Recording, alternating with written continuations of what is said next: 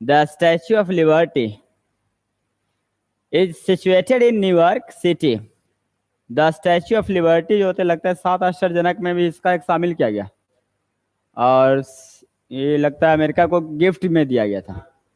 The Statue of liberty नहीं, the Statue of liberty इसका मतलब ये दो नाउन ऑफ से जुड़ा हुआ, तो ऑफ के पहले वाले नाउन के अनुसार वर्ब आएगा। यहाँ पर ये प्रक्रिया बिल्कुल सही इस्तेमाल किया गया। The Statue of Liberty is situated, situated बने होते हैं अवस्थित, मतलब कह सकते हैं द स्टैच्यू ऑफ लिबर्टी जो है न्यूयॉर्क सिटी में स्थित है।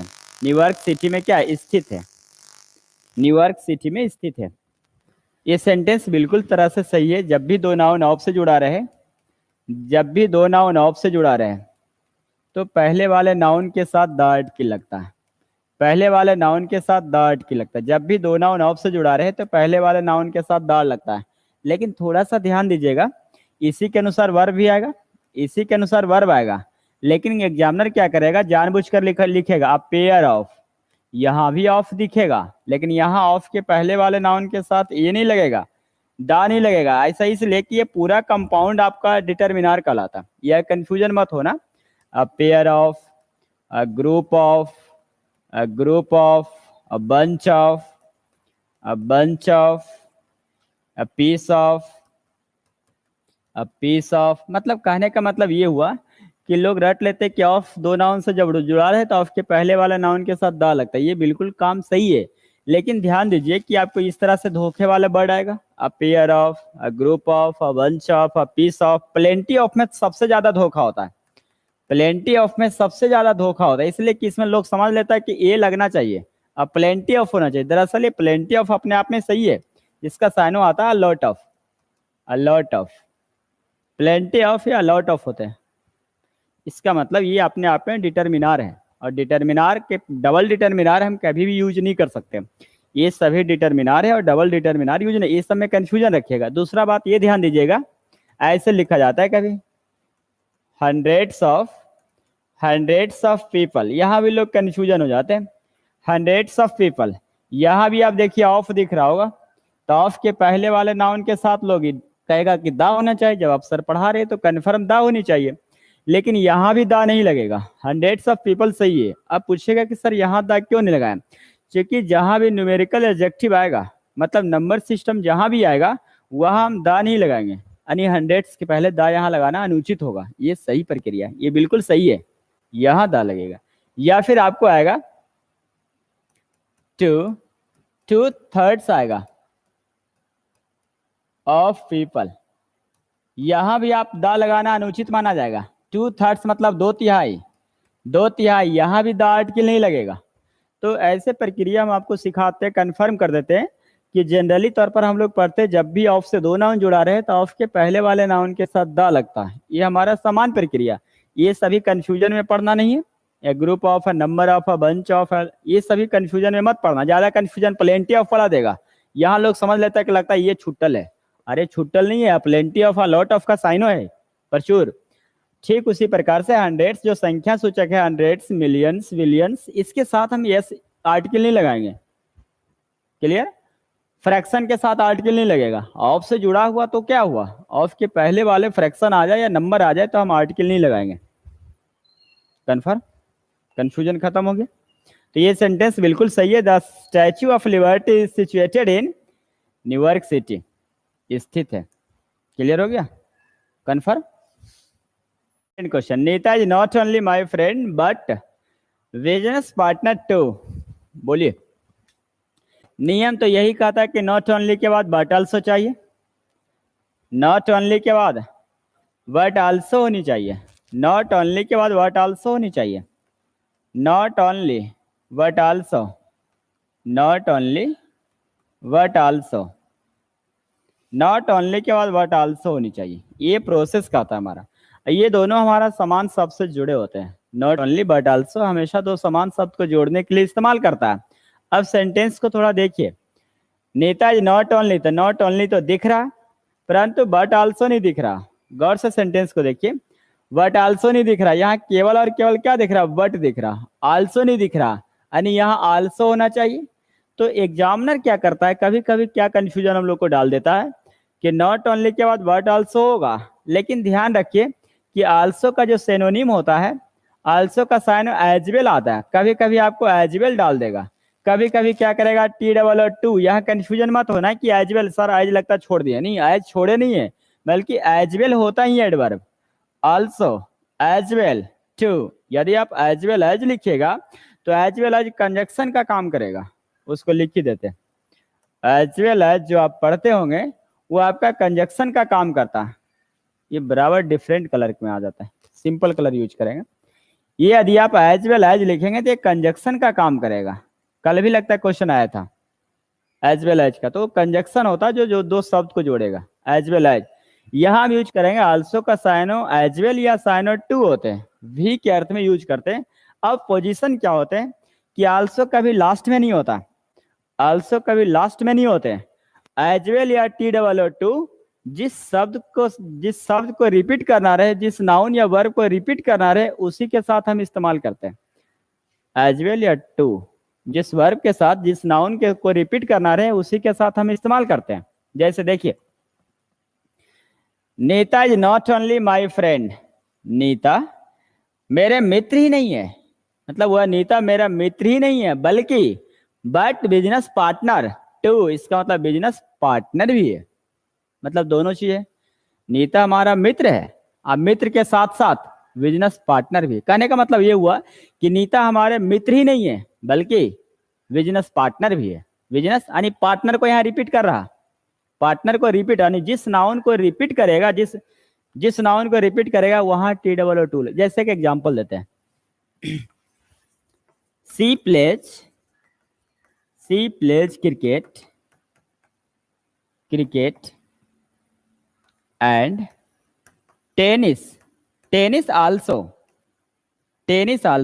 ये क्वेश्चन मोनिका का इम्प्रूवमेंट सेट नंबर 2 का पहला क्वेश्चन है। She plays cricket and tennis also. वह क्रिकेट खेलती है और टेनिस भी। इसका मतलब टेनिस को रिपीट कर रही है, वह क्रिकेट खेलती है और टेनिस भी, तो टेनिस को रिपीट कर रहा है। इसका मतलब कंफर्म होगा कि आल्सो का यूज लास्ट में नहीं होता। ऐसी अवस्था क्रिएट हो जाए तो आल्सो के स्थान पर या तो टू लगा दो या एज वेल लगा दो, क्लियर समझा? यानी सिंपल बात हुआ कि आल्सो का यूज हम लास्ट में कभी नहीं करेगा, या तो उसको मेन वर्ब के साथ रखिए या नॉट ओनली बट आल्सो के साथ रखिए, लेकिन लास्ट में नहीं आएगा। लिख लेंगे। अब देखिए इस सेंटेंस में समझिए, इसका मतलब ये हुआ कि ये सेंटेंस यदि इस तरह से लिखा रहता तब भी सही होता। यदि ये सेंटेंस लिखा रहता Neeta is not only my friend but also business partner है ना, गलती लिख दिया, बिजनेस पार्टनर। देखिए समझने लायक ये हुआ कि यदि हम इस तरह से लिखते तब भी सही है। नॉट ओनली बट आल्सो होते तो साधारण नियम जो हर कोई जानता है कि नॉट ओनली के बाद बट आल्सो ही आएगा, जो दो समान शब्द को जोड़ेगा। ये बिल्कुल सही है, इसमें कोई गलती नहीं है। लेकिन यदि आल्सो नहीं रहे तो उसके स्थान पर टी डबल ओ टू लगा सकता है, और टी डबल ओ टू नहीं रहे तो कौन सा, एज वेल एज नहीं बल्कि एज वेल का इस्तेमाल आप कर सकते हैं। ये चीज ध्यान दीजिए, यानी ये हमारा but also not only but also का नियम आपको सटीक सब कन्फर्म आ गया। लेकिन गलती इसमें क्या है, आपको पढ़ाया जाता है कि जिसके अंत में यस लगा रहे, जिस नाउन के अंत में यस लगा रहे उसमें अपोस्ट्रोफ यस का प्रयोग नहीं करते। ऐसे ही बिजनेस पार्टनर होता है, इसके साथ अपोस्ट्रोफ यस लगता ही नहीं, इसके साथ अपोस्ट्रोफ यस लगता नहीं। एक कंपाउंड नाउन है business partner, man doctor, women doctor, ठीक है, इसके साथ अपोस्ट्रोफ यस लगेगा नहीं। जो कंपाउंड नाउन है बिजनेस पार्टनर केवल बोलेगा, बिजनेस पार्टनर है, बिजनेस का पार्टनर, ऐसे नहीं होते। यानी इसमें हम अपोस्ट्रोफ यस को हटा देंगे। यदि नहीं भी हटाते तो कम से कम यस तो हटाने के बारे में सोच रहे होंगे कि जिस नाउन के लास्ट में यस लगा रहे उसके साथ केवल अपोस्ट्रोफ लगाते हैं। यहाँ क्या करेंगे, बिजनेस पार्टनर एक कंपाउंड नाउन है, यानी अपोस्ट्रोफ यस को हटा देंगे, यहाँ भी अपोस्ट्रोफ यस को हटा देंगे। अब दोनों तरीका से सेंटेंस को हम बना सकते हैं, या तो हम नॉट ओनली बट ऑल्सो लगाकर, या not only but business partner, और फिर लास्ट में टू लगाकर या एज वेल लगाकर। आंसर सुधारेंगे सी नंबर। ठीक है। स्ट्रेंजर, स्ट्रेंजर मैंने होते अजनबी, स्ट्रेंजर मैंने अजनबी entered room and close all the Windows. अजनबी जो है रूम में प्रवेश कर गया। अब सेंटेंस आप लोग तुरंत आंसर बनाइएगा। सर बी आंसर मारिए, बी आंसर आप लोग तुरंत कहिएगा, या नहीं कुछ तो गलती से ये कर देगा, है ना। तो ये ध्यान दीजिए, इंटर, इंटर, इंटर मतलब प्रवेश करना। इंटर मतलब यहां लिखते हैं इसको, इंटर मतलब होते प्रवेश करना। इंटर मीन्स प्रवेश करना, ठीक है। जिसका सिनोनिम आता है, जिसका सिनोनिम आता है गेट इनटू, कम थी गो इनटू, गो इनटू। जिसका साइनो आता है कम इनटू, कम इनटू। जिसका साइनो आता है गेट इनटू,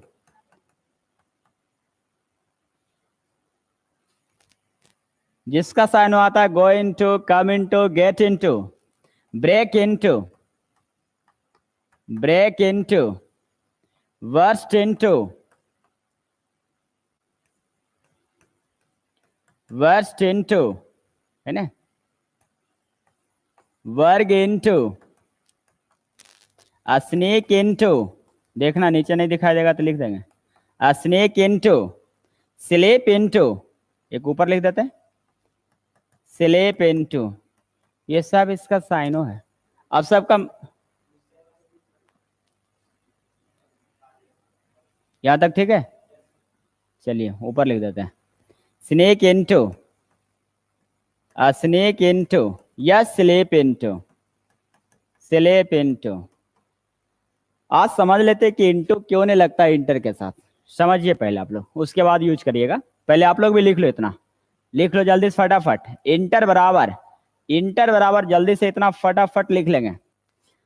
आप सीरीज से लिखिएगा, हम लिखिए पहले गो इनटू, तो आप भी लिखिएगा go into, come into, get into, break into, worst into, वर्ग into, sneak into, sleep into. आगे अब यहां कह रहा है कि इंटर का इतना साइनो हम लिखते हैं, इंटर बराबर snake into, sleep into, get into, come into, get into, break into, burst into, वर्ग इनटू। देखिए सबका प्रयोग बताते हैं, ये सभी का आपको यूज करते हैं, कहाँ कहाँ यूज करिएगा सब कुछ बताते हैं। सब प्रवेश करना है, सब का मतलब प्रवेश करना, सभी का मतलब है प्रवेश करना, है ना, सब का मतलब प्रवेश करना। चलिए घर बन गया, ये घर बन गया। प्रवेश करना का मतलब समझेंगे कहाँ कहाँ यूज करेगा। इंटर होते प्रवेश करना, लेकिन देखिए कहाँ कहाँ प्रवेश करना। सबसे पहले है गो इनटू, गो इनटू बाहर से कोई अंदर जाएगा तो गो इनटू, बाहर से कोई अंदर आ ना सके, कोई अंदर से बाहर कोई जा ना सके, तो ये होगा ये आपका गो इनटू। बाहर से कोई जो अंदर जाएगा वो गो इनटू कहलाएगा। क्या कहलाएगा? Go into. ध्यान दीजिएगा कहाँ कहाँ किसका इस्तेमाल करेंगे, रिएक्शन देखिएगा। जो बाहर से अंदर जाएगा वो गो इनटू कहलाएगा, ठीक है। लेकिन कभी कभी देखते हैं ना कि कोई व्यक्ति अंदर घर के जो बाउंड्री है, ऐसे बाउंड्री बना हुआ है, ये पूरा बाउंड्री के अंदर एक घर है, अब पर्सन क्या क्या कि बाउंड्री के अंदर हिल गया तो गो इनटू हो गया, बाउंड्री के अंदर प्रवेश किया तो गो इनटू। जब अंदर प्रवेश कर गया और बरामदा पर ऐसे खड़ा है तो कहता नहीं कम इन एंड सिट डाउन, अंदर आ जाओ और बैठ जाओ। इसका मतलब हुआ कि वैसे पर्सन जो ऑलरेडी पहले से उसके एरिया में पहुंचा हुआ, ऑलरेडी पहले से उस एरिया में प्रवेश कर गया, वो व्यक्ति को यदि अंदर बुलाया जाए या उसे अंदर प्रवेश कराया जाए तो कम इनटू आएगा। फिर समझिए, गो इनटू हुआ जैसे हम किसी घर में प्रवेश करेंगे तो गो इनटू कहलाएगा, लेकिन वो घर में पहले से दाखिल हो गया है और फिर उसे हम बोल रहे हैं कि आके आइए रूम में आ जाओ, रूम में आ जाओ, बैठ जाओ यहाँ। इसका मतलब अभी तक वो बरामदा पर है, वो घर के अंदर पूरे घर में प्रवेश कर लिया है, लेकिन यदि हम उसे कहेंगे अरे बरामदा पर क्या कर रहा है, अंदर आ जाओ, बस समझे। यानी ऑलरेडी वो पहले से उस घर में इंक्लूड है, वो उस एरिया में पहले से दाखला ले चुका है और फिर उसे और मैंने अंदर इन अंदर नहीं बोल सकते, इन इन उसमें कम इन का इस्तेमाल करते हैं। यानी वो पर्सन यहाँ घर में इंक्लूड कर लिया पहले से, अब उसको कहेंगे कि कमरे में आ जाइए, आइए स्वागत करेंगे, आइए कमरे में, नाप ले लो, नाप ले लो, नाप। एगो भोजपुरी का दिनेश लाल यादव का एक अथी है, फिल्म है, दर्जी समझ के उसको अंदर बुला लेता है, नहीं कहता नाप ले लो, ले लो, ले लो, कहता ले ले, हाँ कहता ले लो। वहाँ हमको, तो वहाँ देखिए क्या, दिनेश लाल यादव पहले से उसके एरिया में प्रवेश कर लेता, और अगर ओकरो बाद वो कहता कि अरे बाहर क्या करता, अरे अंदर आ जाओ, तो वहाँ कम इंटू का इस्तेमाल करेंगे। मैंने कहता बरांडा पर नहीं रही, आंगन में नहीं रही, बल्कि कमरे में आ जाए, तो वहाँ कम इंटू का इस्तेमाल करेंगे। कम इंटू समझ में आ गया, गो इंटू समझ में आ गया। गेट इंटू क्या होता है ये समझिए। गेट इंटू होता है, मान लो कि ये घर की चाबी, ये घर की दरवाजा बंद है, ये घर की चाबी भूल गया है ना, ये घर पैक है पूरा और इसकी चाबी भूल गया, तब तो आप कुछ उपाय लगाइएगा घर में प्रवेश करने के लिए। घर में प्रवेश करने के लिए कोई ना कोई उपाय लगाइएगा आप। तो आप क्या करिएगा, ऐसे ऊपर चढ़िएगा, छप्पर पर चढ़ के नीचे चलाइएगा, या कोई खिड़की दरवाजा होगा उसके सहारे से आप इसके अंदर प्रवेश करिएगा। मतलब हुआ कि मुश्किल परिस्थिति में किसी स्थान में प्रवेश सफलतापूर्वक दाखिल होना, वो गेट इंटू होते हैं। मान लो जिस हॉल में हम पढ़ा रहे हैं, ये हॉल की सारे चाबी गुम हो जाए और हमें कोई व्यक्ति को बाहर से अंदर बुलाना है, वो बाहर प्रवेश कैसे, इसके अंदर प्रवेश कैसे करेगा, तो उपाय लगाएगा। ओ लगता कतो छज्जी उज्जी लगता टूटल फूटल है, तो सफलतापूर्वक प्रवेश करना गेट इंटू होते हैं। सफलतापूर्वक प्रवेश करना गेट इंटू होते हैं, ठीक है। ब्रेक इंटू होते हैं इंटर बाई फोर्स, ये होता है इंटर बाई फोर्स, बलपूर्वक। इंटर बाई फोर्स बलपूर्वक। जैसे मान लो कि गेट पर हम कार्ड चेक कर रहे हैं, ए चल बाहर, नहीं निकले, चल बाहर रहा, नहीं तू जा दम ही, कैसे नहीं जाना, तो टाइट होके छाती टाइट करके और ठेल ठाल के अंदर चल जाएगा। बलपूर्वक क्या कहलाएगा, break into. Enter by force इसी को कहते हैं, इसको कहते हैं succeeded, succeed in entering a place. किसी स्थान में सफलतापूर्वक दाखिला होना, वो गेट इंटू होते हैं। सफलतापूर्वक प्रवेश कर जाना गेट इंटू होते हैं। ब्रेक इंटू होते हैं inter by force, inter by force समझे, बलपूर्वक, जबरदस्ती, नहीं कैसे हिल देगा, जबरदस्ती चल जाएंगे, नहीं देगा। वर्स्ट इंटू क्या होता है ये समझिए, वर्स्ट इंटू क्या होता है ये समझिए आप। वर्स्ट इंटू देखते होंगे, कहीं कहीं आप जाते होंगे, मान लिया जाए एग्जाम देने के लिए, तो गेट लगा हुआ रहता है, क्या रहता है, गेट लगा हुआ रहता है ना, गेट लगा हुआ है, ऐसे पूरा गेट लगा हुआ है, और गेट पर पूरा भीड़ उमड़ गया, पूरा भीड़ उमड़ा हुआ, भीड़ हम पूरा बाहर है, और दरवाजा एकाएक खोलेगा, जैसे दरवाजा एकाएक खुला तो पूरा भीड़ हो अल्लाह के लिए से हिल जाएगा ना, तो वो आपका वर्स्ट इंटू कहलाएगा। ये होता है नॉइजली होते हैं, सडनली एंड नॉइजली। इंटर करेगा लेकिन हल्ला करते हुए, नॉइजली हो हल्ला करते हुए, शोर शराबा करते हुए एकाएक प्रवेश कर जाना। मतलब गेट लगा हुआ है और गेट के दरवाजे पर पूरा लोग भरा हुआ है, एकत्रित है, एकाएक गेट खोलेगा, ऐसे होगा, तो हो हल्ला करते करते प्रवेश कर जाना अचानक, वो ब्रस्ट इंटू होते, वर्स्ट इंटू कहलाता। सडनली अचानक प्रवेश करना, बस समझे। अब हुआ क्या चीज, वर्ग इंटू। देखिए वर्ग इंटू क्या होते हैं, ये होता है, मान लिया जाए अखने लगभग पागले लोग रहता है, अखने लगभग लोग पागले रहता है, कैसे, अभी ऐसे से मोबाइल चला रहा, जैसे से चला रहा, अपन घर जाए के बदले दोसर के घर हेल गया, अपन घर जाए के बदले दोसर के घर हेल गया, वो कौची कहलाएगा, वो वर्ग इंटू कहलाएगा, बस समझे, वो वर्ग इंटू कहलाएगा। वर्ग इंटू क्या कहलाएगा, वर्ग इंटू, मतलब अपना घर जाने के बजाय किसी दूसरे के घर हेल गया, वो वर्ग इंटू। मतलब बिना किसी की जानकारी या बिना किसी इन्विटेशन के जाना कहीं और चाहते थे और चल गया कहीं और, ये पागले हुआ ये था, वर्ग इंटू हुआ। क्लियर, समझ में आ गया रहा हूं, तो वर्ग इंटू उसी को बोलेंगे। यहां तक हो गया, वर्ग इंटू मतलब जहां चाहते थे जाना वहां नहीं जाना, किसी दूसरे के घर चल गए, वो आता है वर्ग इंटू। अब बचा कौन सा, स्नेक इंटू। स्नेक इंटू होते हैं चुपके से प्रवेश करना है, ताकि कोई देख ना ले, ताकि कोई देख ना ले। जैसे मान लिया जाए कि हम ऐसे पढ़ा रहे हैं, या तो आप स्कूल में पढ़ते होंगे, क्लास में देखते होंगे लेट हो गया, तब पीछे वाला दरवाजा से चुपके से प्रवेश कर, देखते रहते थे कि मास्टरवा कखने बोर्डवा पर ऐसे कर रहा, जैसे ऐसा किया चुपके से आके बैठ गया, नहीं होता ऐसे, तो वो क्या कहलाएगा? स्नेक इंटू कहलाएगा। ये चोरवा नियन, चोर नियन बैठेगा क्या? स्नेक इंटू, चुपके से आके क्लासरूम में पीछे से आके बैठ गया चुपचाप, तो स्नेक इंटू यानी नजर बचाकर, कोई देख ना ले, वो स्नेक इंटू कहलाएगा। अब बचा कौन? स्लेप इंटू, ये वो चोरे हुआ। ये देखते कौन सा घटना आएगा। ये तो स्नेक इंटू समझ में आ गया। क्लासरूम में जैसे हम पढ़ा रहे हैं, पीछे से कोई चुपके से प्रवेश कर गया, देख नहीं पाए, तो स्नेक इंटू, चुपके से प्रवेश करना स्नेक इंटू। स्लीप इंटू क्या होते हैं? वैसे छुछुंदर के बारे में बात करते हैं। मान ले कि पति पत्नी है, ठीक है, पत्नी सोई हुई है, अब पति राते उठ के चल गया कहीं दूसरे के पास, आप फिर वो राते देखेगा, चुपके से आएगा, ऐसे दरवाजा ऐसे हौले से खोलेगा, चुपचाप एंट्री करके सो जाएगा। ये चोरबा नहीं है, छुछुंदर नहीं है। स्लीप इंटू इसी को कहते हैं, स्लीप इंटू, स्लीप इंटू इसी को कहते हैं, चुपके से दरवाजा खोल के प्रवेश करना, स्लीप इंटू। ये चोरे समझो, ये एकदम खत्म है ये ही। तो इतना होता है इसका सिनोनिम, भंडार है। इसलिए अब हम कह सकते हैं कि इंटर के साथ इंटू नहीं लगेगा। क्या कोई परेशानी? अब समझ में आ गया ना?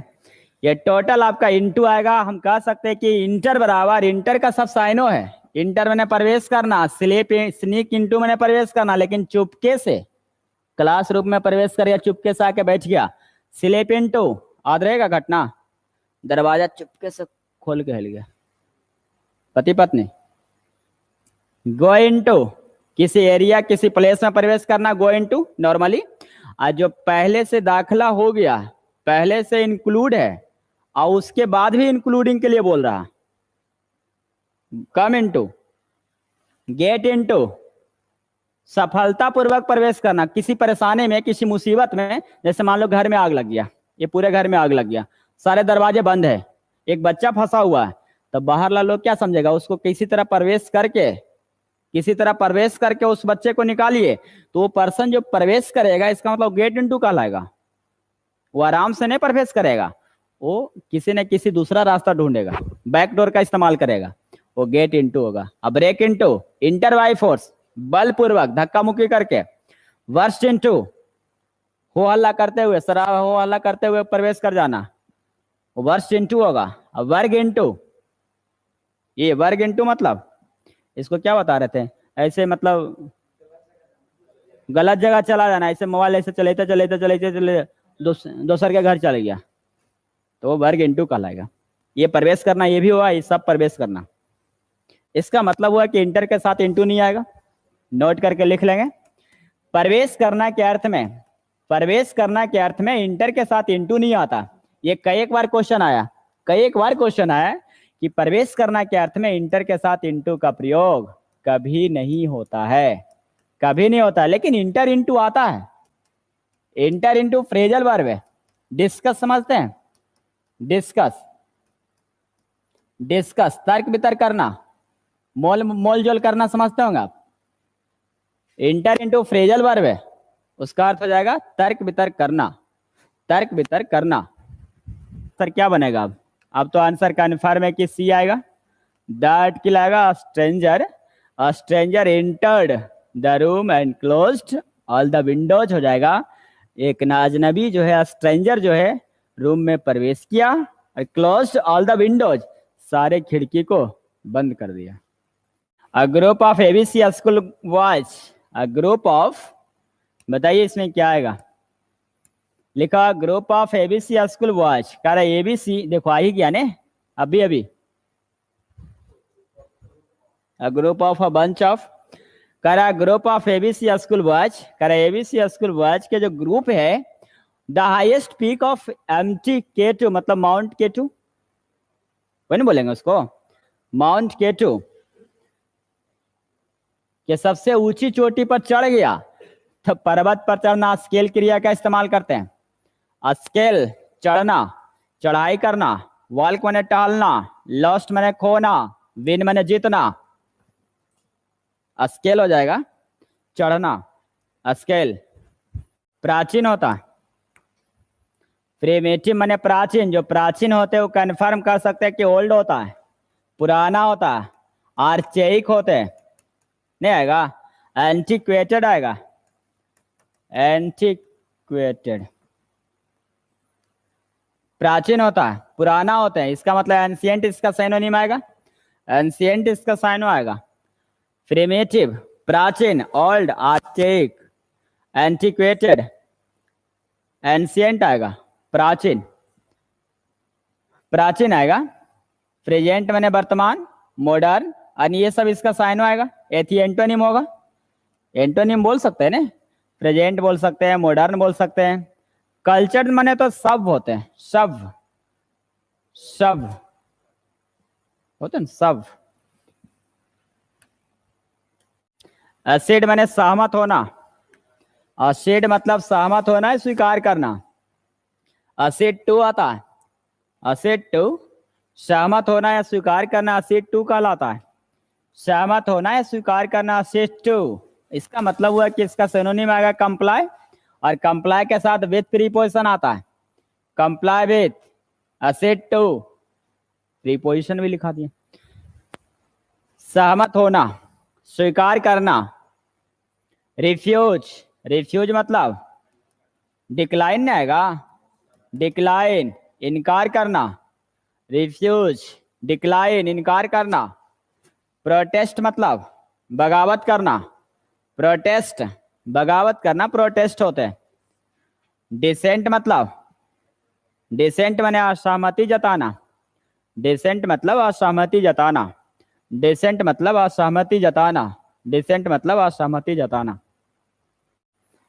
रेप्रीमांड, रेप्रीमांड माने होते डांटना या फटकारना, डांट फटकार लगाना। रेप्रीमांड माने होते हैं डांट फटकार लगाना, इसका मतलब इसका साइन आ जाएगा आपको चाइल्ड, चाइल्ड आएगा, आएगा। स्कॉल्ड आएगा, स्कॉल्ड आएगा। डांट फटकार लगाना, इसका मतलब रिब्यूक हो जाएगा, डांट फटकार लगाना।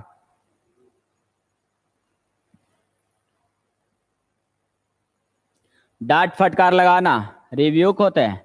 रेप्रीमांड, चाइल्ड, स्कॉल्ड, रिब्यूक, डांट फटकार लगाना। फ्लैटरी, चापलूसी, फ्लैटरी होते चापलूसी। रिवार्ड, इनाम राशि, रिवार्ड होता है इनाम राशि। फ्रेज माने प्रशंसा, तारीफ, प्रशंसा या तारीफ फ्रेज होता है, प्रशंसा या तारीफ फ्रेज कहलाता है। ग्रेटिफाई, संतुष्ट करना। ग्रेटिफाई माने होते हैं संतुष्ट करना, यानी जिसे हम संतुष्ट करते हैं इसका मतलब उससे हम खुश भी करते हैं। संतुष्ट करना या खुश करना ग्रेटिफाई होते हैं। ग्लैडन बोल सकते हैं हम, ग्लैडन, प्रसन्न करना। अटोन बोल सकते हैं, अटोन। सेटिस्फाई, अटोन भी होते हैं सेटिस्फाई करना, ग्लैडन भी होते हैं खुश करना, प्रसन्न करना। इसका मतलब या इसका अपोजिट पूछ रहा है ना, ग्रेटिफाई मैंने संतुष्ट करना, ग्लैडन आएगा या अटोन आएगा। तो एंटोनिम इसका आएगा एनॉय, परेशान करना। अब एनॉय का जो साइनो आता है वो वेक्स आते रहता है, फेस्टर आते रहता है, फेस्टर, वेक्स, परेशान करना। इरिटेट, इरिटेट, चिढ़ाना, तंग करना, तंग करना या चिढ़ाना, इरिटेट। एनॉय का साइनो आता है, वेक्स आता है, पेस्टर आता है, इरिटेट आता है, चिढ़ाना, परेशान करना। तो ग्रेटिफाई होते खुश करना या प्रसन्न करना, उसका एंटोनिम आता है annoy, vex, pester, irritate. Thrilled, thrill माने होते मंत्र मुग्ध कर देना, रोमांचित करना, मंत्र मुग्ध कर देना। थ्रिल्ड, थ्रिल्ड, रोमांचित करना, थ्रिल कहलाता, रोमांचित करना। ह्यूमर, हास्यजनक, ह्यूमर, हास्यजनक। फुलफिल, भरपूर, फुलफिल, भरपूर, भरपाई। हॉस्टाइल होता है शत्रुता, जो शत्रुता होते हैं हॉस्टाइल वो इनेमी कहलाएगा, नहीं आएगा, इनेमी कहलाएगा, शत्रुता कहलाएगा, शत्रुवत कहलाएगा, वो आपका हॉस्टाइल कराएगा। और क्या कहलाएगा, एंटागोनिस्ट आएगा, एंटागोनिस्टिक, एंटागोनिस्टिक कहलाएगा। शत्रुता, जो शत्रु होते हैं कन्फर्म अपोजिट होता है, अपोजिट होता है, विरोधी होते हो। हॉस्टाइल जो होता है इनेमी होता है, एंटागोनिस्टिक होता है, अपोजिट होता है, विरोधी होता है। एंटागोनिस्टिक आते रहता है, विरोधी। इसका एंटोनिम आ जाएगा फ्रेंडली, मित्रवत। जो फ्रेंडली होते हैं इसका मतलब कॉर्डियल भी होते हैं, कॉर्डियल। मिलनसार नहीं आएगा, कॉर्डियल आएगा, मिलनसार आएगा। फ्रेंडली, कॉर्डियल, मिलनसार। और क्या आएगा? एमिकेबल हो जाएगा। सही लिख रहे हैं? हाँ, एमिकेबल, मित्रवत या मिलनसार, एमिकेबल, मिलनसार, कॉर्डियल, फ्रेंडली। काइंड बने दयालु, अनकाइंड बने हो जाए निष्ठुर, कठोर, निर्दयी, अनकाइंड, निष्ठुर या कठोर। नास्टी, बहुत बुरा, नास्टी मैंने बहुत बुरा। वीटर मैंने होता है कड़वा, वीटर मैंने कड़वा, वीटर मैंने कड़वा। नास्टी मैंने बहुत बुरा, नास्टी बहुत बुरा। फायस मैंने पवित्र होता है, पवित्र इसका मतलब कन्फर्म बोलेंगे सैक्रेड इसका साइनो है, सैक्रेड इसका साइनो है पवित्र। जब पवित्र है तो कन्फर्म इसका एंटोनिम आ जाएगा कौन सा? सेनफुल हो जाएगा। पापी, पापी से भरा हुआ, पापी हो जाएगा,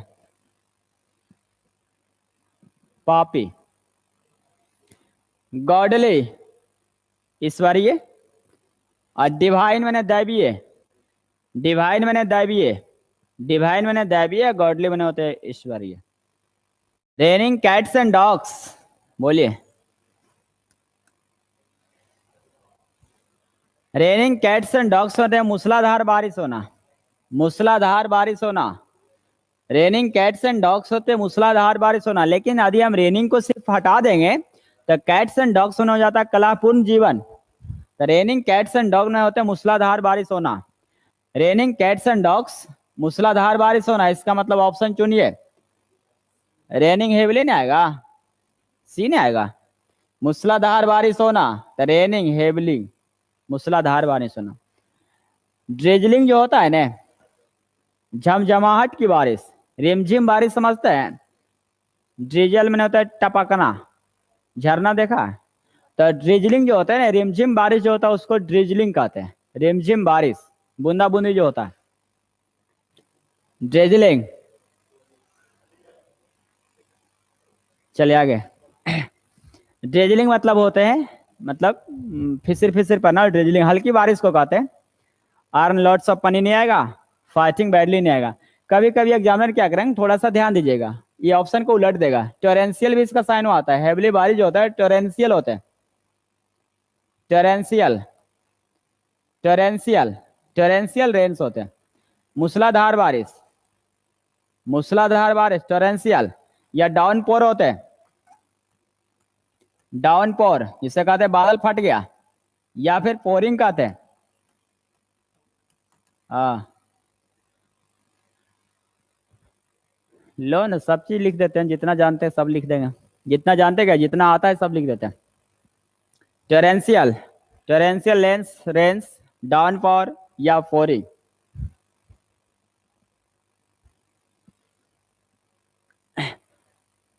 है ना, ये सब हो जाएगा मूसलाधार बारिश, जिसने कहते हैं घंघोर बारिश हो रहा, बादल फट गया, यही सब होते हैं। ऑप्शन सी आएगा, टोरेंशियल रेन्स या डाउनपोर या pouring. Do a good turn, भलाई करना, इसका मतलब हेल्प समवन होगा, भलाई करना। पुट टू डेथ मैंने तो होता है मृत्यु दंड देना, पुट टू डेथ, मृत्यु दंड देना। लेकिन इसमें एक थोड़ा सा ध्यान दीजिएगा, एक पुट टिल डेथ आता है, पुट टिल डेथ, इसका मतलब हुआ सुप्रीम कोर्ट जब सुनाएगा किसी को मृत्यु दंड तो ये लिखेगा पुट टिल डेथ होगा। जब तक वो मर न जाए तब तक उसे लटकाए रखो, तब तक उसे लटकाए रखो, तब तक कि वो मर नहीं जाए। पुट टिल डेथ ज्यादा यूज होता है हम लोग का, पुट टू डेथ होता है मृत्यु दंड देना। प्रिक, प्रिक माने होता है चुभना, प्रिक द हार्ट, नहीं कहता है दिल पर चुभा, आदम लगा काटा नहीं चुभा। Prick the heart, cause grief, दुख का कारण, दुख का कारण, ये सब नहीं आएगा। कह रहा डू ए गुड टर्न मैंने भलाई का कार्य करना। 8 being a Sunny day, we have decided not to go to the zoo but to the go to a mall. Sentence देखिएगा, ये सेंटेंस यदि नहीं रहता ना तो आप आराम से बनाते हैं। देखिए, यदि हम सेंटेंस को लिख के देते हैं ऐसे, being a sunny day, sunny day, sunny day, we decided not to go, ऐसे लिखा हुआ रहता तो आप जरूर कहते कि जिस सर आप पढ़ाए थे हमें कि यदि कोई सेंटेंस विंग से शुरू रहे, यदि कोई सेंटेंस आपका विंग से शुरू हो जाए तो कन्फर्म है कि इसका सब्जेक्ट या तो एक होता या तो दो होता। यदि कोई सेंटेंस विंग से शुरू रहे तो इसका सब्जेक्ट या तो एक होता या दो होता। मतलब कहने का मतलब ये हुआ कि पार्टिसिपल वाले में सब्जेक्ट हमेशा एक होता है, परंतु बीइंग वाले में सब्जेक्ट एक भी होता है और दो भी होता है, एक भी होता है और दो भी होता है। अब यहाँ देखिए, being a sunny day, sunny day मतलब समझते हैं, चिलचिलाती धूप, धूप मतलब रौद उगा हुआ था, धूप होने के कारण, सनी डे का मतलब हुआ धूप होने के कारण, वे डिसाइडेड हमने तय कर लिया, तय कर लिया जू नहीं जाएंगे, इसके बजाय मॉल चले जाएंगे, क्योंकि मॉल में एसी लगा रहता है ना, वहां कुछ राहत मिलेगा, ये हम सोच रहे हैं। तो यदि सेंटेंस में आपका ये प्राकृतिक घटना ऐड हुआ रहे तो कन्फर्म है कि प्राकृतिक घटना का सब्जेक्ट क्या रखते हैं, इट रखते हैं, और अगला सेंटेंस का सब्जेक्ट आपको बी दिख रहा। ऐसी परिस्थिति में हम क्या करते हैं भाई कि जब दोनों का सब्जेक्ट डिफरेंट हो जाए तब बीइंग के पहले इसको इट को बाहर लाते हैं, बीइंग के पहले लगाते हैं, या फिर इसको पैसिव बना देते हैं ताकि दोनों का सब्जेक्ट एक हो जाए। ऐसा कंडीशन हम लोग बनाते हैं पार्टिसिपल में। तो यहाँ ईट हम लोग लगाते हैं सही करने के लिए, सेंटेंस गलत था, सही करने के लिए ईट बीइंग लगाते हैं। It being a sunny day, it being a sunny day, sunny day, तब ये सेंटेंस जाके सही होता है। क्लियर? इसका मतलब ये मेरा समझाने का मतलब हुआ कि सेंटेंस ऑलरेडी हमें सही लिख के दिया है, सेंटेंस हमारा ऑलरेडी पहले से ईट लगा कर दिया है, यानी काम थोड़ा आसान किया, लेकिन अगला प्रोसेस टफ कर दिया। काम यहाँ से यहाँ तक हमें आसान कर दिया कि चलो भाई विंग के पहले इट लगा रहा, मतलब सब्जेक्ट हमारा कन्फर्म डिफरेंट है। क्लियर? अब ऐसे सेंटेंस को रीराइट देखिए, ऐसे सेंटेंस को अब रीराइट देखिए। जिन विद्यार्थियों को समझ नहीं आएगा वो पार्टिसिपल जरूर पढ़ लें, पार्टिसिपल पढ़ेंगे उनको समझ में आ जाएगा। सबसे आसान तरीका तो हम बताते हैं, 809, 910 किसी बैच में आप 99 रुपया रिचार्ज करके ऐड हो जाइए, या 304 वाले बैच में पार्टिसिपल स्टार्ट होगा तो 99 रुपये रिचार्ज करके काफ़ी ज़्यादा चैप्टर पढ़ सकता है तुम लोग। It being a sunny day, तो ये आपका आया पार्टिसिपल। और ऐसे सेंटेंस को यदि रीराइट बनाया जाएगा तो रीराइट बनाएंगे बिकॉज से, because, because it was a sunny day, it was a sunny day. यानी आपको रीराइट यदि बनाना रहे ऐसे सेंटेंस का तो आप रीराइट बिकॉज से बना सकते हो, बिकॉज नहीं रहे तो सिंस से बना सकते हो, सिंस नहीं रहे तो आप एज से बना सकते हो, और एज नहीं रहे तो फोर से बना सकते हो। तो ये चारों से, या तो बिकॉज से या सिंस से या एज से या फोर से। Because it was a sunny day, इसका मतलब हुआ कि गर्मी का दिन था, चूंकि गर्मी का दिन था इसलिए हमने तय कर लिया चिड़ियाघर नहीं जाएंगे। कहाँ जाएंगे? मॉल जाएंगे, ये तय कर लिया हमने। यानी ये घटना पास्ट का था, ये घटना कब का? पास्ट का। जब रीराइट कर दे तो स्पष्ट पता चलता है कि ये घटना पास्ट का था। जब पास्ट का घटना है तो फिर वहां हैव कैसे आएगा? हैव कैसे आएगा? सिंपल सोचिए, हैव कैसे आएगा? सिंपल पास्ट टेंस है तो सिंपल पास्ट टेंस होनी चाहिए। यानी ऑप्शन आपका ये नहीं, ये नंबर तो ऐसे ही गलत है कि विल के साथ V2 V3 नहीं आएगा। ऑप्शन आपका आंसर जब भी आएगा तो कौन सा? बी आंसर आएगा, आंसर आपका बी आएगा। पास्ट इन पास्ट होते हैं। I am trying to make her eat since morning. सबसे पहले आप ये देखिए कि आपको कहीं ना कहीं टाइम दिखाई दे रहा हुआ, सिंस दिख रहा हुआ, सिंस के बाद क्या लिखा हुआ? मॉर्निंग। यदि हम सिंस के बाद पॉइंट ऑफ टाइम लगाते, फोर के बाद टाइम लगा रहे, यानी सिंस या फोर के बाद जैसे ही आपको टाइम दिखे, जहां भी आपको सिंस या फोर के बाद टाइम दिखे, कहीं भी आपको सिंस या फोर के बाद टाइम रहे तो कन्फर्म है कि टेंस में परिवर्तन होगा, टेंस में बदलाव आएगा, यानी प्रेजेंट परफेक्ट कंटिन्यूअस आएगा, प्रेजेंट परफेक्ट कंटिन्यूअस टेंस आएगा। I am trying to make her eat since morning, मैं उन्हें सुबह से खिलाने का प्रयास कर रहा हूँ। खा ले खा ले खा ले भैया खा ले, सुबह से खिलाने का प्रयास कर रहा हूँ, परंतु she is not eating at all, वह बिल्कुल नहीं खा रही है, वो खा ही नहीं रही है। सोचिए, हाँ, सिंस मॉर्निंग, इसका मतलब प्रेजेंट परफेक्ट कंटिन्यूअस होनी चाहिए। तो इस पार्ट को बोल्ड किया है, इस पार्ट को अंडरलाइन किया है, इस पार्ट को ब्रैकेट में डाला है, तो इसका मतलब राइट आंसर आप खुद बनाइए। कौन आएगा? एक आएगा। I have been trying to make. लेकिन थोड़ा सा आप कुछ बता देना चाहते हैं कि इसमें समस्या क्या आपको आएगा, आपको भले नहीं पता चल रहा लेकिन हम बताते हैं। मेक क्रिया के बाद वेरी इन्फिनेटिव आता है, मेक क्रिया के बाद वेरी इन्फिनेटिव आता नहीं, यहाँ जो लिखा हुआ make plus object plus V1, ये आपका वेरी इन्फिनेटिव है। ऐसा मत सोचना कि सर वहाँ ईट कैसे V1 आ गया, वहाँ वेरी इन्फिनेटिव है। मेक क्रिया के बाद वेरी इन्फिनेटिव आता है, मतलब विदाउट टू का इस्तेमाल करते हैं। कौन कौन सा वर्ब होता है लिख देते हैं। Make, make, read, watch, watch, notice, find, see, let, help, help plus object plus V1, object plus V1। परंतु हेल्प क्रिया के बाद थोड़ा सा ध्यान दीजिएगा, हेल्प क्रिया के बाद इन्फिनेटिव भी आता है, वेरी इन्फिनेटिव भी आता है, दोनों का इस्तेमाल हो जाता है। हेल्प क्रिया के बाद इन्फिनेटिव भी आता है और वेरी इन्फिनेटिव का भी इस्तेमाल करते हैं। हेल्प क्रिया के बाद इन्फिनेटिव भी आता है और वेरी इन्फिनेटिव भी आता है। हेल्प क्रिया के बाद इन्फिनेटिव भी आता है और वेरी इन्फिनेटिव भी आता है। हेल्प वाला ज़्यादा क्वेश्चन आता है, ये काफ़ी ज़्यादा इंपॉर्टेंट है। जयराम रूप कुमार कह रहा है कि सर हेल्प क्रिया भी आएगा, लेकिन आप यदि पूछ रहे हैं क्वेश्चन तो चलिए एक स्टेप और हम बढ़ा देते हैं। हेल्प क्रिया के बाद इन्फिनेटिव भी आएगा और वेरी इन्फिनेटिव भी आएगा, लेकिन थोड़ा सा ध्यान दीजिएगा कि यदि हेल्प के पहले कांट या कुडंट लगा रहे हैं, यदि हेल्प के पहले कांट या कुडंट लगा रहे हैं तो हेल्प के बाद बिफोर आ जाएगा। यहां तक हमें सीखना होता है ना। सॉरी, गलती लिखा गया, नीटास लिखा गया, नोटिस होगा, आप लोग भी सुधार लगे। वो नज़र थोड़ा सा मुन्ना भाई पर चल गया, वो कुछ बताना चाह रहा था हमको। Let, see, make, read, watch, notice, find, help, ये सभी क्रिया के बाद हम किसका इस्तेमाल करेंगे? वेरी इन्फिनेटिव का।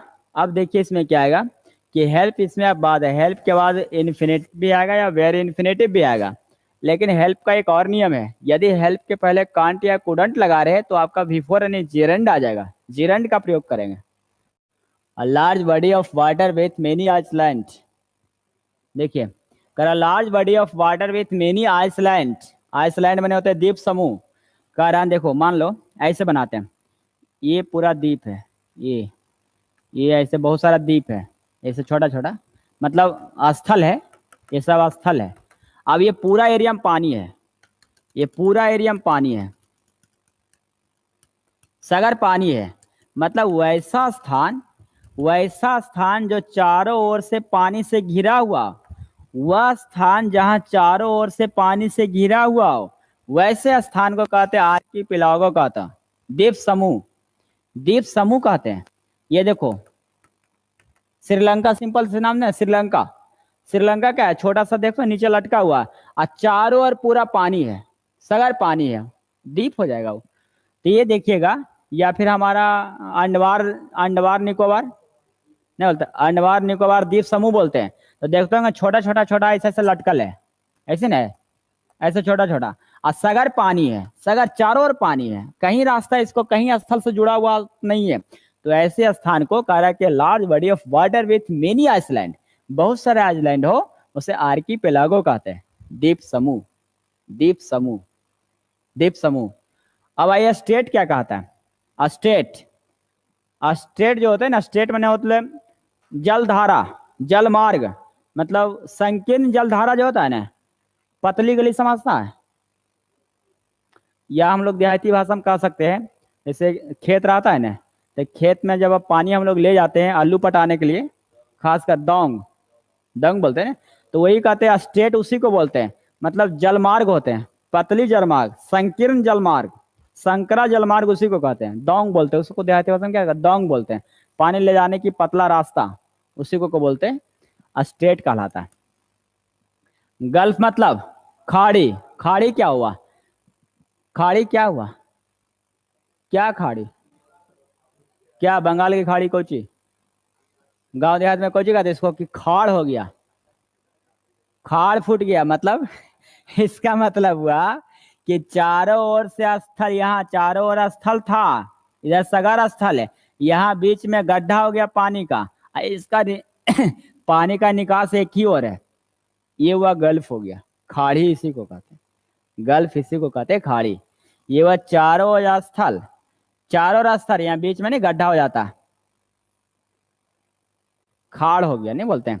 या फिर देखते हैं ना गांव में जहाँ से एक आहर है, ऐसे आहर है, आहर के ये शायद देखते हैं नल रहता लगा हुआ, तो जहाँ नल का पानी निकलता है यहाँ गड्ढा हो जाता होगा, नहीं रहता है, तो उसको क्या बोलते हैं कि खाड़ फूट गया, पानी निकल रहा बहुत सारा।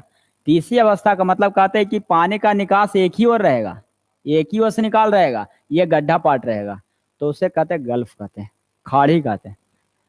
पेनिनसुला, प्रायद्वीप समझते हैं? प्रायद्वीप क्या होते हैं? प्रायद्वीप ये समझिए, पेनिनसुला होते हैं, मान लो ये पूरा एरिया पानी से भरा हुआ, ये पूरा एरिया पानी से भरा हुआ है ना, ये पूरा एरिया पानी से भरा हुआ, लेकिन यहां से यहां तक, यहां से यहां तक पूरा ऐसे स्थल से जुड़ा हुआ, गल्फ का एंटो होता है। गल्फ में क्या था कि पानी निकलने का एक ही रास्ता है, लेकिन इसमें क्या आएगा कि जाने आने का एक ही रास्ता, तीनों ओर, तीन ओर, तीन हिस्सा इसको जल से भरा हुआ और एक हिस्सा यहाँ स्थल से। यहाँ जो आप देख रहे हैं ये आपका स्थल से, मतलब एक ऐसी रास्ता, ऐसा रास्ता जो आपको दूर तक यहाँ ले जाए, ये स्थल है, ये पूरा स्थल पार्ट है और चारों ओर पानी है, चारों ओर जल है, तो इस पार्ट को कहते हैं, ऐसी स्थिति को क्या कहते हैं? पेनिनसुला कहते हैं, प्रायद्वीप कहते हैं। Man his wife is dead, वैसा पर्सन जिसकी पत्नी मर गया, जिसका पत्नी मर गया, विडो मैंने तो विधवा होते हैं, विडोवर नहीं आएगा, विधुर होगा। विडो तो उसको कहेंगे जिसका हस्बैंड मर गया, जिसका हस्बैंड मरा तो ये औरत हुआ, औरत विधवा होगा, जबकि जिसकी पत्नी मर गया वो विधुर कहलाएगा, विधुर, विधुर, विडोवर वही कहलाएगा। दोबाहा समझता है? दोबाहा में तो दोनों आ जाएगा, वो दोनों में आ जाएगा ना, किसी का कोई भी दूसरा शादी होगा तो कन्फर्म है कि दोबाहा कहलाएगा। बी आएगा। बैचलर, बैचलर क्या कहलाएगा? कुमारा कहलाएगा बैचलर, ये कहते बैचलर डेरा है, कुमारा बैचलर हुआ, जैसे हमारा मुन्ना भाई बैचलर है, अभी शादीशुदा नहीं किया है तो बैचलर है, अभी शादी कर लेगा तो फिर आगे फिर बताएंगे आप लोग को, करेगा तो फिर बताएंगे। स्पिनिस्टर, स्पिनिस्टर मतलब होता है कुमारी लड़की, कुमारी स्त्री या कुमारी लड़की को स्पिनिस्टर कहते हैं, कुमारी लड़की। करेक्टली स्पेल्ड बताइए, इसमें कौन कौन सा आएगा? कह रहा मैथमेटिक्स, ये तो ऐसी आसान है, एक नहीं आएगा, ये करेक्टली स्पेल्ड है तो मैथमेटिक्स हो जाएगा, ये नंबर राइट आंसर आएगा। पड़ोसी, NEIGHBOUR, ये नहीं आएगा। नाइबर, पड़ोसी, NEIGHBOUR, नाइबर मैंने पड़ोसी।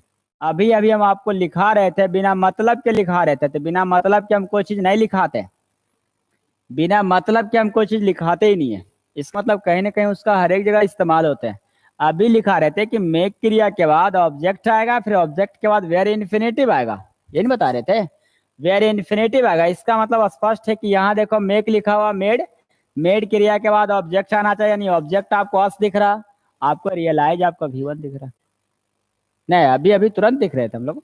ये हमारा वेरी इन्फिनेटिव आएगा, इसका मतलब स्टार्टिंग जो पॉइंट होगा हमारा R होनी चाहिए, स्टार्टिंग क्या ना हो गया था, फिर परेशानी खत्म हो गया हमारा। तो ये रूल हमें हमेशा काम देगा, आपको ये चीज को ध्यान दीजिएगा। कौन कौन सा वर्ब था? Let, make, read, notice, watch, see, observe, find, और लास्ट में क्या था? हेल्प। तो हेल्प में थोड़ा ध्यान दीजिएगा, टू भी आता है और बिना टू के भी आता है। इसका आंसर ऐसे हो गया, आप देखो ना आसान से हो गया, आप वो रूल जानते हैं तो आसान से बन जाएगा, केवल एक ही स्टार्टर है, डायरेक्ट स्टार्टर ए नंबर अन्य आर से होगा। Floods in many parts, last option confirm है कि क्यू नहीं आएगा? आएगा, है ये नहीं है, ये समझ गया। लेकिन ये तो कन्फर्म है ना कि क्यू के बाद आर नहीं होगा। क्यू के बाद जब भी होगा तब पी होगा, क्योंकि द आर्टिकल नाउन से पहले होनी चाहिए। तो the states of Bihar and Assam, the states of Bihar and Assam, तो क्यू के बाद ये पी होनी चाहिए, यानी क्यू पी एक साथ होनी चाहिए। Q P, Q P, Q P आ गया। क्यू पी हमारा एक साथ होनी चाहिए। अब हमारे पास ऑप्शन दो बचा, या तो स्टार्टिंग क्यू से करेंगे या तो स्टार्टर आर से करेंगे। तो कह रहा floods in many parts of India, नहीं पार्ट्स ऑफ होता है, ए पार्ट ऑफ या parts of, a lot of या lots of, a pair of या pairs of, a piece of या पीसेस ऑफ। बात समझेगा ना? कंफर्म चीज हमें ध्यान देना, ऐसा नहीं कि पार्ट्स ऑफ का हो गया, अब पार्ट ऑफ मनी इसके बाद नाउन आएगा। तो आंसर कौन आएगा? क्यू से स्टार्टर ना, ऑप्शन दो हो जाएगा। कह रहा द मोस्ट ऑब्वियस, ऑब्वियस मैंने स्पष्ट होता है, द मोस्ट ऑब्वियस, ऑब्वियस मैंने स्पष्ट, the most obvious effect of corruption is a loss of public steam. Public steam जानते क्या होता है? आम लोगों की सम्मान, स्टीम माने सम्मान, आम लोगों की सम्मान। और politicians and political life, the impact on, impact on माने होते प्रभाव, business and wider society is also, business gains, business gains some more cash credits as they are corrupted. These things होगा, THINGS, things occur only on the initial stage. Corruption is also called in India. This disease, यह रोग, increase risks and cost of business, investors confidence and stops economic growth of the business. Sentence हमारा देखने में पहला number, कि total sentence हमारा present parts का, total present tense का है। जितना सेंटेंस की बात हुआ सब में देखिए प्रेजेंट है, इज है, गेन से है लिखा हुआ, इज है, यानी टोटल सेंटेंस प्रेजेंट है। लेकिन अगला पॉजिटिव दे रहा अर्थ या नेगेटिव दे रहा, ये थोड़ा समझिए। ये लग रहा कि सेंटेंस में आपका करप्शन की बात हो रहा, किसकी बात हो रहा? जब सेंटेंस में करप्शन की बात हो रहा तब तो कन्फर्म है कि पॉजिटिव सेंटेंस नहीं देगा, नेगेटिव इंपैक्ट पड़ेगा। सेंटेंस आपका करप्शन से रिलेटेड है, इसका मतलब भ्रष्टाचार हमारे समाज पर इसका असर बुरा पड़ेगा, ये पैसेज पूरा नेगेटिव की ओर ले जाएगा। और सेंटेंस आपका टोटल पैसेज प्रेजेंट एक्शन का, प्रेजेंट एक्शन और नेगेटिव इंपैक्ट, ये दो चीज को ध्यान रखिए बनाएंगे, यानी जितना विकल्प आएगा सब नेगेटिव इंपैक्ट आएगा। जैसे देखिए पहला, पहला नंबर आइए, द मोस्ट ऑब्वियस इफेक्ट, करा the most obvious effect of corruption, corruption भ्रष्टाचार के सबसे स्पष्ट प्रभाव, सबसे ज्यादा प्रभाव। तो भ्रष्टाचार के सबसे ज्यादा प्रभाव किस पर, किसके, किसमें सबसे ज्यादा भ्रष्टाचार है? सोशल समाज में, अर्थव्यवस्था में, रिलीजियस में, पॉलिटिकल में। समझ में आ गया होगा? पॉलिटिकल करप्शन आएगा, किसमें भ्रष्टाचार ज्यादा है? तो पॉलिटिकल में भ्रष्टाचार ज्यादा है। इसका मतलब होगा the most obvious effect of political corruption, political corruption राजनीतिक भ्रष्टाचार के सबसे स्पष्ट प्रभाव, सबसे अत्यधिक प्रभाव, is a loss of public steam for politicians and political life, राजनीतिज्ञों और राजनीतिक जीवन की, आम लोगों की सम्मान की क्षति है।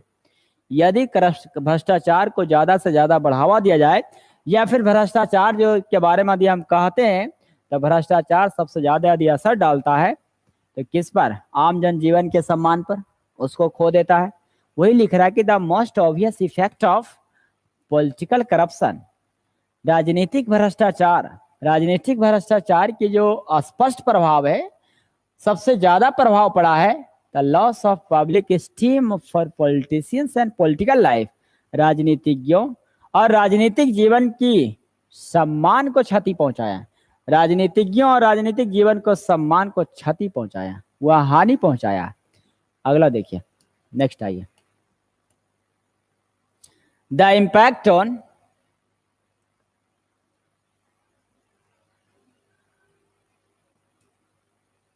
The impact on business. अब देखिए जब ये सेंटेंस पूरा पैसेज कह रहा है कि राजनीतिज्ञों और राजनीतिक जीवन पर इसका असर बुरा पड़ा है, उसकी सम्मान को ठेस पहुंचाया है, क्षति हुआ है, नुकसान हुआ है, तो आगे इसका प्रभाव भी कुप्रभाव ही होगा, इसका इफेक्ट पॉजिटिव नहीं लेगा। The impact on business, business पर प्रभाव, असर, और द वाइडर सोसाइटी, और जो हमारे व्यापक समाज है और व्यापार है उस पर इस पर प्रभाव, इज आल्सो, कैसा रहा, काफी ज्यादा भयावह रहा, काफी ज्यादा खराब रहा, इस पर जो असर रहा काफी ज्यादा टेरिबल रहा, काफी खराब असर रहा इस पर, मतलब समझे। The impact on business and the wider society, मतलब हमारे समाज जो है और बिजनेस पर इसका असर बहुत बुरा असर पड़ा, टेरिबल इम्पैक्ट होता, टेरिबल असर पड़ा है। फेवरेबल मैंने मनपसंद हुआ, चहेता असर पड़ा, जैसा चाहता था वैसा हुआ, यहाँ तो पूरा सेंटेंस ही नेगेटिव आएगा। इनकरेजिंग मैंने होते प्रोत्साहित कर रहा, क्या भ्रष्टाचार करेंगे तो प्रोत्साहन मिलेगा। मोरलिस्टिक, सिद्धांतवादी या नैतिकवादी, पॉजिटिव सेंटेंस में तो भरना ही नहीं है, पूरा जब करप्शन से भरा हुआ तो पॉजिटिव कैसे आएगा। एंड इसका आंसर आएगा the impact on business and wider society is also terrible, also terrible हो जाएगा ऑप्शन अगला, टेरिबल होगा सी नंबर, काफी बुरा असर पड़ा है। नेक्स्ट आइए,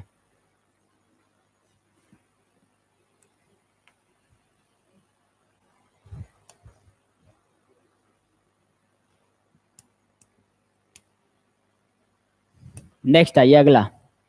अब देखिए क्या करा, करा business gain some more cash credits, जो बिजनेस करने वाले होते हैं, व्यापार करने वाले होते हैं, वो कैश क्रेडिट, ज्यादा से ज्यादा कैश क्रेडिट गेन करने के चक्कर में लगा रहता है। भ्रष्टाचार जहां ज्यादा चरम सीमा पर है, तब बिजनेस लोग क्या करना चाहते हैं, जो बिजनेसमैन होगा, व्यापार वाले लोग क्या चाहेगा कि ज्यादा से ज्यादा हम कैश क्रेडिट अर्न करें, ज्यादा से ज्यादा कैश क्रेडिट को गेन करें, अर्जित करें, क्योंकि दे आर करप्टेड, क्योंकि वे लोग भ्रष्ट होते हैं, क्योंकि वे लोग क्या होते हैं, भ्रष्ट होते हैं। 23, वे लोग भ्रष्ट होते हैं इसलिए वो चाहते हैं, बिजनेसमैन जो होते हैं वो भ्रष्ट होते हैं इसलिए वो चाहते हैं कि ज्यादा से ज्यादा कैश क्रेडिट हमारे पास आ जाए। This things occur only one the initial stage, परंतु ऐसा जो होता है केवल और केवल शुरुआती स्टेज में होता है, हमेशा के लिए ऐसा नहीं होता है। तो सेंटेंस, दो सेंटेंस को जोड़ने के लिए, दो सेंटेंस को जोड़ने के लिए हमें कंजक्शन चाहिए, और कंजक्शन हमारा ना तो आल्सो है ना ही ऑलवेज है, सो हमारा कंजक्शन है जो रिजल्ट पैदा करता है, रिजल्ट पैदा करता है। बट हमारा कंजक्शन है जो कंट्रास्ट पैदा करता है, कंट्रास्ट पैदा करता है। लेकिन परंतु तो वही सेंटेंस कह रहा है कि business gain some more cash credit as they are corrupted, क्योंकि वे लोग करप्ट होते हैं, क्योंकि वे लोग भ्रष्ट होते हैं, क्योंकि वे लोग भ्रष्ट होते हैं, इसलिए कह रहा है कि बिजनेस में ज्यादा से ज्यादा मोर कैश क्रेडिट गेन करना चाहता है। परंतु बट ऐसी वस्तु, ऐसी चीज ज्यादा दिन तक नहीं चल पाता, ये केवल शुरुआती स्टेज तक ही रहता है। अगर only on the initial stage, केवल और केवल शुरुआती स्टेज में ही ऐसा होता है, हमेशा होगा तो फिर गरीब बेचारा मर न जाएगा। ये केवल और केवल भ्रष्टाचार की जो चरम सीमा होते हैं शुरुआती स्टेज तक ही सीमित रहता है, बाद में सिमट जाता है। सिंपल लालू प्रसाद यादव को देख लीजिए बिहार में, या ऐसे बहुत सारे चारा घोटाला या फिर बहुत सारे घोटाला, राजनीति के नाम पर तो भ्रष्ट है, ये पूरा पूरा करप्ट है, ये सिस्टम में पूरा करप्ट है। किसी की बात करें सब में वही हाल है, सब में वही हाल है, ऐसा कोई नहीं जो भ्रष्टाचार से नहीं गुजरा। हाँ भले उसका सरकार है तो काम चलते रहेगा, सरकार है तो काम चल रहा, जिस दिन सरकार हटेगा जाओ बेटा भीतर, है ना। आगे देखिए, corruption is also called in India this disease, आगे देखिए करा यह रोग, इसका मतलब हुआ कि भारत में करप्शन, भ्रष्टाचार को रोग भी कहा जाता है, क्योंकि आगे लिखा हुआ यह रोग है लिखा हुआ, इसका मतलब हुआ कि दिस करप्शन जो है, corruption is also called in India, Bharat में भ्रष्टाचार को रोग का दर्जा दिया गया, उसे रोग कहा जाता है, डिजीज कहा जाता है, एक बीमारी है, लत। यानी इसका मतलब ये हुआ कि बिना घूस ले कोई काम नहीं होगा, बिना भ्रष्टाचार किए फिर नेता कहा है भाई, काम ही नहीं हुआ था फिर विधायक कहा है के, यानी भ्रष्टाचार करिए तब विधायक है, ऐसे कुछ नहीं, डिजीज होगा। बोन मतलब बोन, वरदान। बोन मैंने वरदान, गुड मैंने अच्छा, ग्रेट मैंने महान, महान होगा यहाँ। गुड पॉजिटिव सेंटेंस तो आएगा नहीं। Corruption is also called disease in India. This disease, यह जो रोग है, इंक्रीज रिस्क, यह जो रोग है जोखिम उत्पन्न करता, जोखिम को बढ़ा देता है। और कॉस्ट टू बिजनेस, बोलिए क्या जोखिम बढ़ाता है भाई? लास्ट क्वेश्चन देखिए, यदि ये भ्रष्टाचार, भारत में भ्रष्टाचार रोग है, भारत में जो भ्रष्टाचार है उसे हम रोग कहते हैं, तो ये जो रोग लगा हुआ है, ये जो बीमारी लगा हुआ है, ये रिस्क जोखिम को बढ़ा देता है। किसी चीज में हम इन्वेस्ट करना चाहते हैं तो थोड़ा सा चार बार सोचना भाई, डर बोलता है कहीं तू ले भाग नहीं जाएगा। दिस डिजीज इंक्रीज रिस्क, जोखिम को बढ़ाता है। एंड कॉस्ट टू बिजनेस, और कॉस्ट टू बिजनेस, और बिजनेस में जो लागत लगाता है, इन्वेस्टर्स कॉन्फिडेंस, और जो निवेश करने वालों की कॉन्फिडेंस को चकनाचूर कर देता है, हतोत्साहित कर देता है। कौन सा? कर भारत में जो आप करप्शन फैला हुआ है, करप्शन जो भारत में, उसे एक रोग के दर्जा दिया गया, रोग कहा जाता है। और ये जो रोग है निवेश करने वालों के विश्वास को चूर चूर कर देता है, डैमेजेज कर देता है। क्या करे? डैमेजेज कर देता है। डैमेजेज इन्वेस्टर्स कॉन्फिडेंस, मतलब कहने का मतलब ये हुआ कि भारत में पूरी तरह से भ्रष्टाचार फैला हुआ है। जब पूरी तरह से भ्रष्टाचार फैला हुआ है तो ये जो रोग की तरह फैला हुआ है, ये जो रोग है, तो बिजनेस में जो इन्वेस्ट करना चाहता है, इन्वेस्टर की जो कॉन्फिडेंस होते हैं, उसे नक्श नाबूद कर देता है, उसे हतोत्साह कर देता है, उसे डेमोरलाइज कर देता है, उसे डैमेज कर देता है। इसका मतलब उनकी कॉन्फिडेंस, उनकी मनोबल को चकनाचूर कर देता है। और व्यापार में जो लागत लगता है उसके लिए जोखिम उठाना पड़ता है, उनके लिए जोखिम बढ़ जाता है। शायद हम इन्वेस्ट करें तो विधायक लेके चल जाएगा, या तो टैक्स मांगने के लिए चला आएगा, या रंगदारी मांगने के लिए चला आएगा, ऐसे चरम सीमा। देखिए आगे यहाँ क्या आएगा? डैमेजेज आएगा। Damages investors confidence. Positive sentence तो ऐसे भी नहीं आएगा। इनहांस बने होते बढ़ाना, इनहांस होते आसपास की सुंदरता बढ़ाना, इनहांस होते हैं। फूल पत्ती लगा देना, इनहांस कहलाता है। आसपास की सुंदरता बढ़ाना, इनहांस कहलाता है। शौक मने होते हैं आश्चर्यचकित होना, शौक, आश्चर्यचकित होना। और एक्सफोलिएट, एक्सफोलिएट होते हैं मृत कोशिका को काट के हटाना। एक्सफोलिएट, मृत कोशिका को काट के हटाना। एक्सफोलिएट, मृत कोशिका को काट के हटाना, एक्सफोलिएट कहलाता है।